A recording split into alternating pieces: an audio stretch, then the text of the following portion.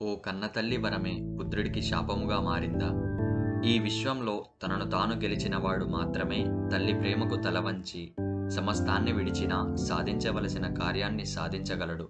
కొన్నిసార్లు విధి ఆడే వింత నాటకంలో తల్లి స్వార్థమే కథను మలుపు తిప్పుతుంది. ఏ బంధమైనా స్వార్థాన్ని కోరుకుంటుంది. స్వార్థాన్ని విమర్శించటానికి వివేకవంతులు ఎందరూ ఉన్నా తల్లి ప్రేమలో పాపాన్ని వెతకడం ప్రయోజన శూన్యం.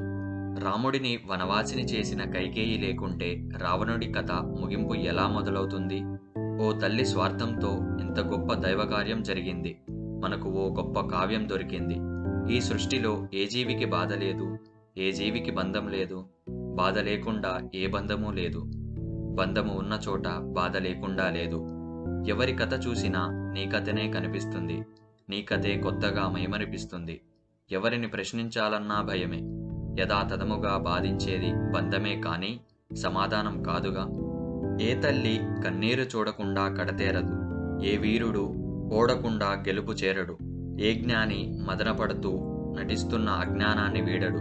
ఏ దేవుడు బాధల వారధిని ఛేదించకుండా గొప్ప కార్యాన్ని సాధించలేడు. తల్లిని ప్రశ్నించే హక్కు ఇక్కడ ఎవడికీ లేదు. కోరిన కోరిక ధర్మమో కాదో పక్కన పెడితే ఆ మాటకు తల వంచిన వాడు మాత్రం తల ఎత్తుకునే ఉంటాడు. దీనికి రాముడి మౌనం, కర్ణుడి ఔదార్యం సాక్షి. కాలం ఆడిన నాటకమో, స్వార్థమే నడిపిన నాటకమో, చరిత్రలో గొప్పగా కీర్తిని పొందవలసిన కర్ణుడిని దూషించింది. ఓ కుంతి కుమారుడిలా కంటే రాధేయుడిలానే కీర్తిని సాధించుకున్నాడు. ఓడినా గెలిచాడు. వరాల పేరుతో దశరథుడిని దాసుడిని చేసిన తల్లి పుత్రునకు శాపంలా మారింది. కారణాలు ఎన్నో ఉన్నా తెలియని విషయం ఇది. ప్రతి కర్మకు ఓ కారణం చెప్తారు. వాటి ఫలమే ఇది అంటారు. మరు జన్మలో వీటి లెక్క తిరిగి వస్తుంది అని భయపెడతారు. ప్రతిసారి వినిపించే గొప్ప మాట మంచి మీద చెడు కొన్ని వందల సార్లు గెలిచినా చివరికి మంచే గెలుస్తుంది అని. కథ చివరికి వచ్చేలోపు ఈ కొంచెం మంచి కూడా ఈ సమాజంలో మిగలదులే.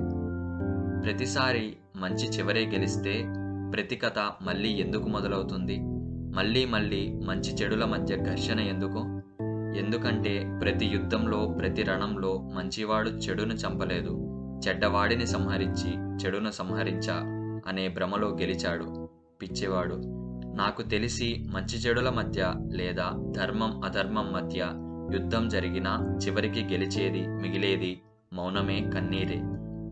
వాటి గురించి ఏమో గాని ఓ యోధుడికి, ఓ జ్ఞానికి, ఓ యోగికి, ఓ బైరాగికి కూడా అర్థం కాని ముగింపు మౌనం, కన్నీరే.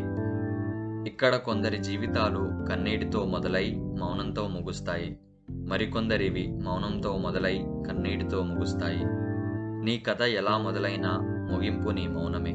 నీవు ఎవరో చెప్తుంది. నీకు నిన్ను పరిచయం చేస్తుంది. నిన్ను గెలవాలి అంటే యుద్ధం తప్పు కాదు. నీలో చెడ్డవాడిని చంపు, అలాగే చెడును కూడా.